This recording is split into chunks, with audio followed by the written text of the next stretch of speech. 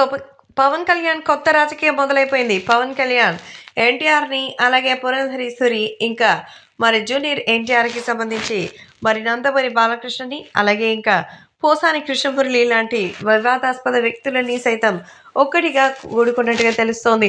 మొత్తానికి ఇదంతా కూడా పవన్ కళ్యాణ్ రాజకీయమే.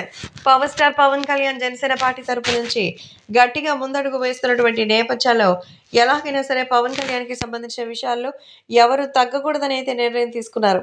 కాబట్టి పవన్ కళ్యాణ్ జనసేన పార్టీ, తెలుగుదేశం పార్టీతో సంకీర్ణంగా వస్తోంది కాబట్టి ఈ విషయం పట్ల అందరూ ఎంతో ఆనందం వ్యక్తం చేస్తున్నారు.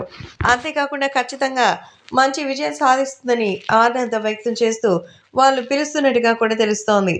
కాబట్టి ఇప్పుడు సోషల్ మీడియాలో సైతం ఈ విషయం ఒక్కసారిగా వైరల్‌గా మారుతోంది. ఇక అభిమానులు కూడా వీటి పట్ల అయితే ఎంతగానో షాక్‌లో ఉన్నట్టుగా తెలుస్తోంది. పవన్ కళ్యాణ్ రాజకీయం మొదలైపోయింది. ఖచ్చితంగా పవన్ కళ్యాణ్ అయితే ఏదైనా విజయం సాధించడానికి సిద్ధంగా ఉన్నారు.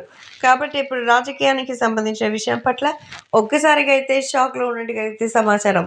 ఇక సోషల్ మీడియాలో వినిపించే కథనం ప్రకారం అభిమానులు కూడా ఈ రేంజ్‌లో అయితే వస్తుండడం చూసి ఎంతగానో షాక్‌లో ఉన్నట్టుగా అయితే సమాచారం అందుతోంది. ప్రస్తుతం సోషల్ మీడియాలో సైతం ఎంతో సెన్సేషనల్‌గా మారుతోంది.